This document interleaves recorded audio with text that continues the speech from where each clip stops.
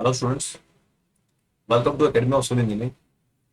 जैसा कि आप सभी जानते हैं, हमारा ऑनलाइन कोर्स ऑलरेडी चल रहा है दुनिया पर। अभी काफ़ी स्टूडेंट्स के मेरे कॉल भी आए हैं, काफ़ी स्टूडेंट्स के कॉल्स भी आ रहे हैं कि काफ़ी जो जो थोड़े बहुत जो मेरे टॉपिक्स बचे हुए हैं वो आज से ही कंटिन्यू हो जाएंगे। आज से कुछ सब्जेक्ट्स जैसे रिपेयर एंड मेंटेनेंस, अर्थक्वेक, जो भी मेरे सब्जेक्ट्स पेंडिंग है वो आपको एमसीक्यू के साथ कवर करा दूंगा। सो आज से ही हम लोग स्टार्ट कर रहे हैं रिपेयर एंड मेंटेनेंस। आज से ही आपको कंप्लीट वीडियोस आपको इसके मिलने लग जाएंगी। साथ ही हम इसके एमसीक्यूज भी साथ साथ ही कवर करेंगे, और जितने भी क्वेश्चंस हैं, जितने भी इससे क्वेश्चंस बनेंगे वो सभी हम कवर कर देंगे। So let's start with the repair and maintenance of the building. So repair and maintenance of the building start करने से पहले मैं आपको एक इंट्रोडक्शन दे देता हूँ। इंट्रोडक्शन क्या है? लेट अस सपोज कोई भी बिल्डिंग है, किसी भी बिल्डिंग को टाइम के साथ साथ हमें क्या करना पड़ता है, उसको मेंटेन करना पड़ता है। अब उसकी क्वालिटी क्या होती जाती है? डिट्रोइट होती जाती है। अब डिट्रोइट नेचुरल तरीके से भी हो सकती है। अब नेचुरल तरीके जैसे हवा से, सनलाइट से, जैसे जैसे टाइम उसका बढ़ता जाएगा वैसे वैसे क्या हो जाएगी, उसकी क्वालिटी डिट्रोइट होती जाएगी। अब क्वालिटी डिट्रोइट एज की वाइज भी हो सकती है, जैसे काफी साल हो गए हैं, अब उसके साथ भी उसको क्या करना पड़ेगा, इन सभी सिचुएशन के अंदर क्या करना पड़ेगा आपको, इसको क्या करना पड़ेगा, आपको मेंटेन करना पड़ेगा। अब मेंटेनेंस के लिए अब अलग अलग मेंटेनेंस भी हो सकती हैं। जैसे हो सकता है आपको इमीडिएट आपको मेंटेन करना पड़े उसे, हो सकता है आपको रूटीन से मेंटेन करना पड़े, भी कुछ टाइम के बाद कुछ चीजें हैं उसको मेंटेन कर रहे हो। कुछ चीजें ऐसा भी हो सकता है प्रिवेंटिव, प्रिवेंटिव मतलब हमें पहले ही बचाव करना पड़ेगा। कुछ रेमेडियल मेंटेनेंस है, कुछ चीजें हैं, ये सारी सारी क्या हो जाएंगी, मेंटेनेंस हो जाएंगी। ये सभी हम डिस्कस करेंगे। सो मेंटेनेंस क्यों जरूरी है? कोई भी बिल्डिंग है, किसी भी बिल्डिंग में मेंटेनेंस क्यों जरूरी है और मेंटेनेंस होता क्या है वो भी डिस्कस करेंगे। मेंटेनेंस के टाइप्स क्या क्या हैं, कौन कौन से फैक्टर्स हैं जो बताएंगे हमें मेंटेनेंस करनी चाहिए या नहीं करनी चाहिए, वो सारी चीजें इसमें डिस्कस हो जाएंगी। So first topic is maintenance. Maintenance जैसे कि मैंने लिखा हुआ है, अब कुछ शॉर्ट नोट्स बना दिए हैं, इसको पढ़िए, इससे बाहर कुछ भी नहीं जाएगा। इसी में से इसमें से ही सारे सारे क्वेश्चंस आपके बन जाएंगे। First is, firstly define the maintenance. Maintenance is defined as the work undertaken to keep the structure in good condition so as to enable it to carry all those functions smoothly for which it has been constructed. सबसे पहले आपको बता दूं, building में अलग अलग structures हैं, जैसे कॉलम्स हैं, बीम्स हैं। इन स्ट्रक्चर्स को आपने जिसके लिए, जिस पर्पस के लिए बनाया है, क्या वो उस पर्पस को फुलफिल कर रहे हैं? अगर नहीं कर रहे तो आपको क्या करना पड़ेगा, उनकी मेंटेनेंस करनी पड़ेगी। सो अब इसमें लिखा हुआ है मैंने, अ, अगर maintenance is defined as a work undertaken, इसमें हमें ऐसे काम करना पड़ेगा ताकि स्ट्रक्चर हमारा गुड कंडीशन में रहे, और ताकि सारे के सारे फंक्शंस क्या है, स्मूथली काम करें, जिसके लिए हमने हमने इसे कंस्ट्रक्ट किया है।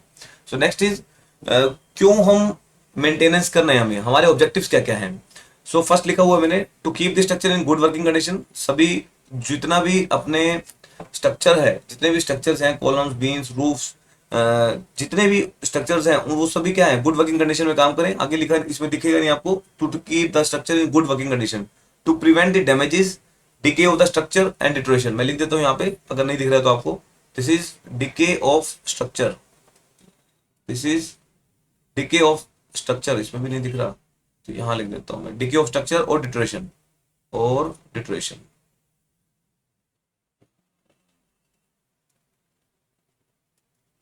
डिटरेशन, डिके ऑफ स्ट्रक्चर एंड डिटरेशन।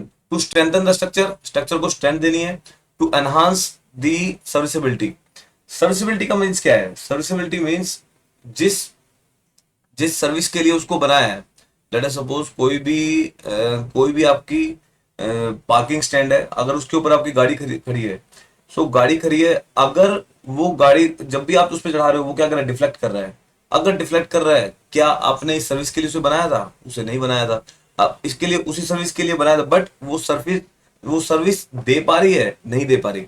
सो उसकी सर्विसिबिलिटी बढ़ाने के लिए हमें उसे क्या करना पड़ेगा, मेंटेन करना पड़ेगा।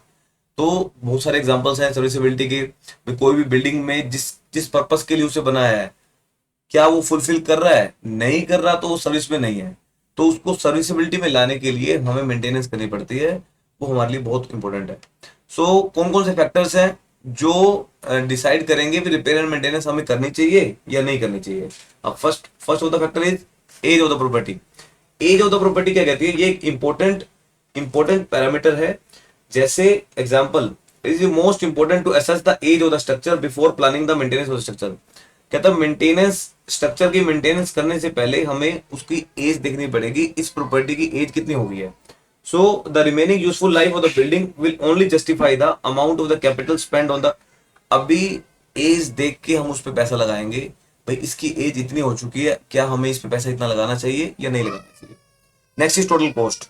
अब टोटल कॉस्ट भी क्या है, इंपॉर्टेंट पैरामीटर है। टोटल कॉस्ट में क्या आएगा, टोटल कॉस्ट के अंदर इसके अंदर रिपेयर और मेंटेनेंस की स्ट्रक्चर क्या है, इसमें रिपेयर और मेंटेनेंस क्या है इसके अंदर, इसमें मेजर फैक्टर है जो डिसाइड करता है मेंटेनेंस का ऑपरेशन, आपको ध्यान रखना है। Next is cost. Next is cost of the maintenance should be worked out before starting the maintenance. Maintenance start करने से पहले हमें टोटल कॉस्ट उसकी देखनी पड़ेगी, इसमें कितनी कॉस्ट लगेगी। लेट अस सपोज जैसे इसमें कितनी लेबर की रिक्वायरमेंट है, जैसे उसमें कितने एक्सपेंसेस लगेंगे, वो सारे आपको देखना पड़ेगा। Next is availability of the resources. अब अवेलेबिलिटी ऑफ रिसोर्सेज में क्या है, अब रिसोर्सेज जैसे अब कोई भी काम स्टार्ट कर रहे हो, क्या उसमें जो भी मटेरियल लगेगा, जो भी इक्विपमेंट लगेगी, जो भी लेबर लगेगी, वो सारे रिसोर्सेज हमारे पास अवेलेबल हैं काम स्टार्ट करने से पहले ही हम लोग देख लेंगे। Next is urgency of maintenance. जहां भी अर्जेंसी आ गया, अगर आपको कहीं भी अर्जेंसी है तो cost is the second parameter, second important parameter.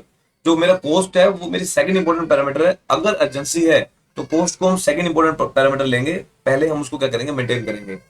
Next is future use of the structure. अब स्ट्रक्चर का फ्यूचर में क्या यूज है, the extent of repair and timing of maintenance should be duly consider. यहाँ पे कितने एक्सटेंट में हमें उसे रिपेयर करना है, ये फैक्टर डिसाइड करेगा। लेट अस सपोज हमें फ्यूचर में किस काम में उसे यूज करना है, हमें फ्यूचर में उसे किस काम में यूज करना है, उसके लिए हम लोग क्या करेंगे, हमें कितने एक्सटेंट में उसके ऊपर हमें मेंटेनेंस पैसा लगाना चाहिए, वो हम ये डिसाइड करेगा future use of structure. Next is social consideration. Social मतलब आसपास के जो लोग हैं उन्हें परेशानी भी नहीं होनी चाहिए, उसके लिए एक ही लाइन बोलूंगा, डिस्टर्बेंस सच जैसे नॉइस, जैसे स्मेल, जैसे डस्ट, जैसे interruption of services should be क्या होनी चाहिए, सब कम से कम होनी चाहिए। तो सोशल कंसिडरेशन भी हम लोग ध्यान में रख के करेंगे। अगर हमें मेंटेन करना है तो उसके लिए किसी को प्रॉब्लम नहीं आनी चाहिए। तो ये सारी चीजें हैं डिसाइड करेंगी भाई हम रिपेयर एंड मेंटेनेंस कर सकते हैं कि नहीं कर सकते। ठीक है। Next different type of maintenance. अब मेंटेनेंस के भी अलग अलग टाइप्स हैं। First is routine maintenance, second preventive maintenance, third remedial maintenance, fourth is special maintenance. सभी के सभी नाम से ही समझ आ रहे हैं हमें। अब रूटीन से रिलेटेड अब पता लग गया अभी रूटीन में हमें क्या क्या मेंटेन करना है। ठीक है, रूटीन के अंदर लेट अस सपोज जैसे बहुत सारे एग्जांपल्स हैं इसके, नेक्स्ट में स्टार्ट ही कर देता हूं। रूटीन मेंटेनेंस का दूसरा नाम क्या है, फिक्स्ड टाइम मेंटेनेंस। अब इसके अंदर मैंने एग्जांपल्स लिख रखे हैं, वो सारे आपको ध्यान रखने हैं। टाइम टू टाइम हमें क्या करना पड़ता है, हमें रूटीनली हमें टाइम क्या करना है, उसको प्रोटेक्ट करना है। अब जैसे हमें कोई भी पाइपलाइन है, वो लीकेज तो नहीं हो रही है, उसको चेक करते रहना है, साल 2 साल 3 साल के बाद कोई लीकेज तो नहीं है, उसको क्या करना पड़ेगा, रूटीन में हमें उसको मेंटेन कराना होगा। जैसे व्हाइट वॉशिंग 2 साल में हम क्या करते हैं, उसको रूटीन से क्या करते हैं, हम लोग क्या करते हैं, इसको मेंटेन करते हैं। जैसे पेंटिंग ऑफ द डोर्स, जैसे किसी भी वॉल के अंदर जो हमारी लोड बेरिंग वॉल है, वहां पे अगर प्लांट तो नहीं है उसको रिमूव कराएंगे। जैसे cleaning of the water reservoir, जितने भी वाटर रिजर्वियर हैं उसको रूटीनली, जैसे हमने देख लिया साल 1.5 साल के अंदर हमें अपनी टैंकी साफ करनी पड़ती है। तो जैसे पैच रिपेयर, जैसे checking of the repair of the leakage, ये सारे मैंने एग्जांपल लिख रखे हैं, उसी से समझ आ जाता है रूटीन में मेंटेनेंस हमें करानी पड़ती है। अब इसकी डेफिनेशन क्या होगी, activities undertaken at predetermined interval periodically to attend the defect of the structure. अब वो एक्टिविटीज जो पहले से ही डिटरमाइन है, this is predetermined interval periodically to attend the defect of the structure, वो अटेंड कर सकते हैं हम लोग। जितने भी डिफेक्ट्स हैं उस स्ट्रक्चर के, जितने भी डिफेक्ट्स हैं उसको क्या करना है, हमें अटेंड करना है। सो आपको ये सारी चीजें ध्यान रखनी है, जस्ट आपको एग्जांपल ध्यान रखने हैं, कुछ भी नहीं है, इससे क्वेश्चन बनेगा, हो जाएगा। नया सब्जेक्ट है और हरियाणा जेई में आएगा, सीईटी मेंस बहुत पास है, सभी कंटिन्यूसली तैयारी कीजिए ताकि जल्दी ज्यादा से ज्यादा बच्चों का हमारे सिलेक्शन हो। So next type of maintenance preventive maintenance. What is preventive maintenance? Preventive maintenance में क्या है, अब इसकी डेफिनेशन बताऊं। प्रिवेंटिव मतलब बचाव, हमें बचाव करना है। So activities undertaken before the defect आने से पहले ही हमें बचाव करना है, उसको क्या बोलेंगे, preventive maintenance has to be systematic predetermined schedule. उसका भी सिस्टमेटिक शेड्यूल है, पहले से प्री डिटरमाइंड शेड्यूल है। भाई हमें इस डिफेक्ट को आने से पहले ही हमें क्या कर देना है, उसको मेंटेन कर देना है। लेट अस, इसमें एग्जांपल बताया मुझे, conduct the regular cleaning of the building, building की रेगुलरली क्लीनिंग करते रहना है, ग्राउंड्स को भी क्लियर करते रहना है, क्लीन करते रहना है, रिपेयर और रिप्लेस एनी डिफेक्टिव, कोई भी इक्विपमेंट अगर डिफेक्टिव है तो उसको क्या कर देना है, पहले ही रिपेयर कर दो, ताकि आने वाले टाइम में हमें क्या है, हमारे काम में क्या है, दिक्कत ना आए। So next is remedial maintenance. Remedial मतलब अब कोई भी डिफेक्ट है उसकी रेमेडी करनी है, रेमेडी करनी है तो उसमें क्या क्या है, operation executed after the damage have occurred in the building, that is removal of the damage part. जो भी आपका डैमेज पार्ट हो चुका है उसको उसको उसका इलाज करना, रेमेडी देना, उसको मेंटेन करना। अब कोई भी पार्ट डैमेज हो चुका है उसको क्या करोगे, उसको रिपेयर कराओगे, एक्शन और रिपेयर्स हो सकते हैं उसमें। तो majority of maintenance problems fall in this category. Majority किसकी रहती है, मेंटेनेंस प्रॉब्लम्स में सबसे ज्यादा मेजोरिटी रेमेडियल की रहती है। कोई ना कोई प्रॉब्लम्स आती रहती हैं, रिपेयरिंग वर्क होता रहता है। कोई भी एग्जांपल ले सकते हो आप लोग। अब कोई भी, अब लेट्स सपोज कुछ ना कुछ डैमेज हो गया, अगर कोई डैमेज हो गया तो उसको रिपेयरिंग चाहिए चाहिए, तो वो उसकी क्या होगी, रेमेडी होगी। ये आपको बात ध्यान रखनी है, ठीक है। Next is special maintenance. Special maintenance, what is special maintenance, वो एक्टिविटी जो परफॉर्म की है under the special condition to rectify. अब रेक्टिफाई दिख नहीं रहा है आपको, कंडीशन टू मैं इसके ऊपर लिख रहा हूं, दिस इज कंडीशन टू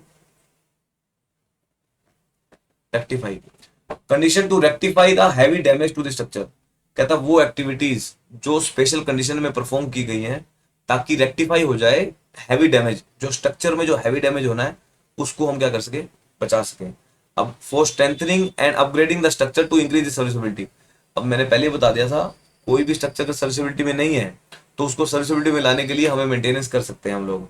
अब उस किसी भी स्ट्रक्चर को स्ट्रेंथ देनी है या अपग्रेड करना है तो उसकी सर्विसिबिलिटी हमें क्या करनी पड़ेगी, बढ़ानी पड़ेगी। तो बढ़ाने के लिए क्या करना पड़ेगा, जैसे फ्लोर्स हैं उसको रिन्यू कर दो, जैसे रूफ्स हैं उसको रिन्यू कर सकते हो। अब इसके लिए 3 प्रोसेस हैं, मैंने बता दिया। सबसे पहले स्पेशल मेंटेनेंस करने के लिए आपको डिटेल में प्लानिंग करनी पड़ेगी, उसके बाद उसकी डिजाइनिंग करनी पड़ेगी, उसके बाद उसको इंप्लीमेंट करना पड़ेगा। तो ये 3 स्टेप्स होते हैं जिन स्टेप्स के अंडर ये स्पेशल मेंटेनेंस आपको वर्क करेंगी। नेक्स्ट इज, अब किसी भी गुड मेंटेनेंस के लिए आपको कौन कौन से फैक्टर्स है, अब कौन गुड, किसी भी रिक्वायरमेंट क्या क्या है गुड मेंटेनेंस के लिए, जैसे रिलायबिलिटी। अब स्ट्रक्चर क्या होना चाहिए, रिलायबल होना चाहिए। स्ट्रक्चर क्या होना चाहिए, सेफ होना चाहिए। स्ट्रक्चर क्या होना चाहिए, उसकी एफिशिएंसी क्या होनी चाहिए, हाई होना चाहिए। सो एफिशिएंसी भी क्या होनी चाहिए, उसकी हाई होनी चाहिए। रिलायबल, सेफ्टी एंड एफिशिएंट, ये 3 वर्ड है जो मेंटेनेंस में, गुड मेंटेनेंस के लिए रिक्वायर्ड है।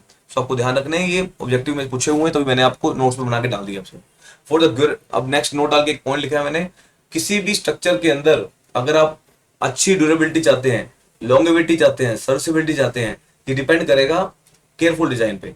अब केयरफुल डिजाइन पे नेक्स्ट, कंस्ट्रक्शन क्या होनी चाहिए, साउंड होनी चाहिए। साउंड कंस्ट्रक्शन मतलब किसी को भी साउंडेड, मतलब किसी और कंस्ट्रक्शन को नुकसान ना करे, वो साउंडेड है। नेक्स्ट इज गुड वर्कमैनशिप, उसके अंदर जो भी काम होगा उसमें अच्छा मटेरियल यूज हो, कंटिन्यूसली उसकी मेंटेनेंस चलती रहे। तो ये सारी चीजें हैं आपको ध्यान रखनी होगी। सो आपको ध्यान रखना है। ये अब हमारा फर्स्ट चैप्टर कंप्लीट हो गया है। अब इसके क्वेश्चंस भी देख लेते हैं, फटाफट से कंप्लीट करते हैं। छोटी छोटी वीडियोस बनाएंगे हम लोग ताकि सारा रिपेयर एंड मेंटेनेंस फटाफट से कवर हो जाए, ठीक है। ये आपके शॉर्ट नोट्स हैं, इससे बाहर कुछ भी नहीं आएगा, इससे बाहर पढ़ने की जरूरत भी नहीं है आपको। टाइम हमारे पास कम है, ज्यादा से ज्यादा बच्चे क्वेश्चंस लगाइए ताकि आपका सिलेक्शन मैक्सिमम आ सके। नेक्स्ट इज, अब देखिए क्वेश्चन देखिए, मैंने डायरेक्ट अपलोड कर दिए हैं मैंने। अब जैसे सारी डेफिनेशन मैंने बता दी है। सबसे पहले मेंटेनेंस की डेफिनेशन बता चुका हूं मैं। Work undertaken to keep the civil engineering structure and works in good condition so as to enable them to carry out the function for which they are constructed, इसके लिए उसको कंस्ट्रक्ट किया गया है। नेक्स्ट इज, कहता building की maintenance क्या है। सेम बिल्डिंग के केस में, that is every part of the building and services surrounding to a currently acceptable standard and to sustain the utility and value of the facility। एक अच्छी सी language में लिख रखा है भाई किसी भी बिल्डिंग को मेंटेन कैसे करना है, उसको कैसे कर सकते हो, उसको रिस्टोर करना, इंप्रूव करना, हर फैसिलिटी को जिसके लिए उसे बनाया गया है। लेट अस सपोज, अगर आपको कोई भी स्ट्रक्चर है, अगर आपको कोई भी स्ट्रक्चर आपको आपकी सेफ्टी के लिए बनाया गया है, वो डिफ्लेक्ट नहीं होना चाहिए। डिफ्लेक्ट मतलब वो फेलियर ना हो जाए कुछ भी। जिस सर्विस के लिए उसको बनाया, क्या वो गुड कंडीशन में मेंटेन है, नहीं है, तो उसको मेंटेन करना पड़ेगा। तो बिल्डिंग मेंटेनेंस क्या है, तो हर पार्ट को, every part of the building its services and surrounding to currently acceptable standard, acceptable condition, except जो उसके स्टैंडर्ड्स हैं वो एक्सेप्टेबल होने चाहिए। और स्टैंडर्ड क्या होना चाहिए, सस्टेन करे यूटिलिटी का एंड वैल्यू करे फैसिलिटी को।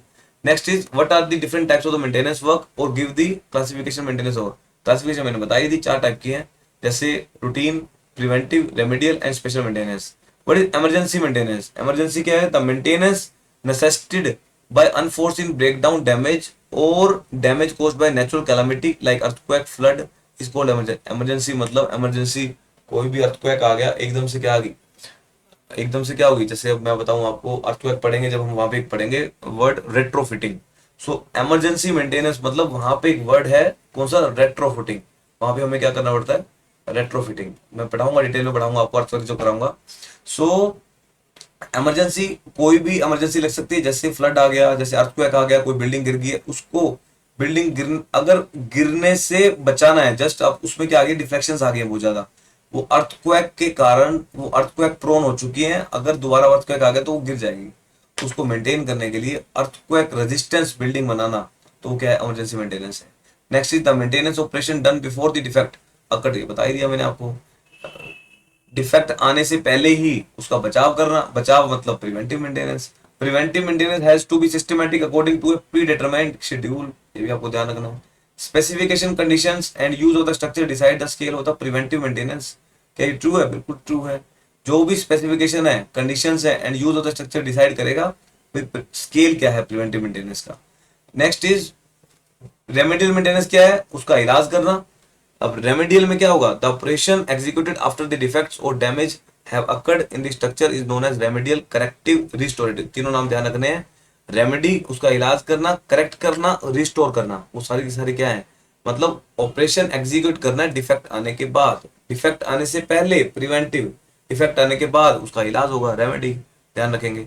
Next is majority of the maintenance problems falls in the category of, सबसे ज्यादा मेजोरिटी किसकी होती है, रेमेडियल होती है। क्यों? कुछ ना कुछ डिफेक्ट आते रहते हैं, जैसे बग होल्स हो गए, होल्स हो गए, कुछ ना कुछ यहाँ से अपना क्या नाम है, कुछ ना कुछ पेंट उधर गया, जैसे अपना कुछ ना कुछ गड्ढा रह गया, वो सारी की सारी क्या है, जैसे हम पुट्टी से उसको फिल कर देते हैं, वो हमने उसकी क्या कर दी, रेमेडी कर दी। Next is define routine maintenance. Routine maintenance मतलब ऐसी एक्टिविटी जो पहले से ही अपन ने प्री डिटरमाइन कर रखी है, तो इतने इंटरवल के बाद हमें इसको क्या करना है, हमें इसको अटेंड करना है इस डिफेक्ट को, उसको क्या बोल देंगे, रूटीन डिफेक्ट। तो रूटीन मेंटेनेंस का दूसरा नाम क्या है, फिक्स टाइम मेंटेनेंस। ये सारे मेरे नोट्स में बता दिए मैंने। Give the few example of the routine maintenance. अब कुछ examples, carpeting surface, patch repair, ये सारे एग्जांपल मैंने बता दिए, और भी आपको एग्जांपल पढ़ने, सिर्फ इसी पे डिपेंडेंट नहीं रहना, तभी मैंने आपको नोट्स में बनवा दिए। What is special maintenance? Special maintenance last maintenance मैंने बताई थी आपको। ये क्या है, the operation done under the special condition that requires approval and is perform to rectify the heavy damage. ये ऐसी मेंटेनेंस है जिसके लिए आपको क्या चाहिए, अप्रूवल लेना पड़ता है, और ये परफॉर्म करते हैं ताकि हैवी डैमेज से हम क्या कर सके, उसे बचाव कर सके। नेक्स्ट मैंने आपको लास्ट में एक नोट लिखवाया था आपको, what are the requirement of good maintenance operation. अच्छी मेंटेनेंस के ऑपरेशन के लिए कौन कौन से फैक्टर्स या कौन कौन से जो हमें क्या नाम है, किसी भी बिल्डिंग के अंदर होनी चाहिए। वो बिल्डिंग रिलायबल होनी चाहिए, वो सेफ होनी चाहिए, वो एफिशिएंसी उसकी अच्छी होनी चाहिए। ये क्या है, किसी भी गुड मेंटेनेंस के लिए क्या क्या है, ये सारे के सारे क्या है, रिक्वायरमेंट्स हैं। सो रिक्वायरमेंट बता दी, reliable structure, safe structure and efficiency उसकी हाई होनी चाहिए। What are the various factor that influence the decision to carry out the maintenance work. कहता कौन कौन से फैक्टर्स हैं जो इन्फ्लुएंस करते हैं decision to carry out the maintenance work को करने में। जैसे वो बता ही दिया मैंने, age of the building, urgency, future use, availability of resources are some of the factors that influence the decision of carrying out the maintenance work. Enhancement of durability, longevity and serviceability of the building structure depend upon the careful design, sound construction, good workmanship and continuous maintenance। ये सारा आपका chapter complete हो गया है। मैंने जितने भी notes बनवाए हैं उसको आप लिख लीजिए, तो क्वेश्चंस लगा लीजिए, इससे बाहर कुछ भी नहीं आएगा। सो मेरा फर्स्ट चैप्टर कंप्लीट हो गया है। सो हमारा जो ऑनलाइन कोर्स है धुरीना पे, उसको खरीदने के लिए आप वहाँ पे खरीद सकते हैं। वहाँ पे बाकी सारी वीडियोस भी आपको मिल जाएंगी, वहाँ पे जीके भी है, वहाँ पे आपको अर्थमेटिक भी करा रखा है हम लोगों ने, तो वो उसमें ही आज से ही ये वीडियो डल जाएंगी। और ज़्यादा से ज़्यादा आपको क्या करना है, इसको पढ़िए ताकि ताकि आपका सिलेक्शन ना रह जाए, क्योंकि बहुत कम टाइम है। नेक्स्ट जुलाई में हमारा एग्जाम है, ताकि उसको हम क्या कर सके, उसको क्रैक कर सके। Thank you so much.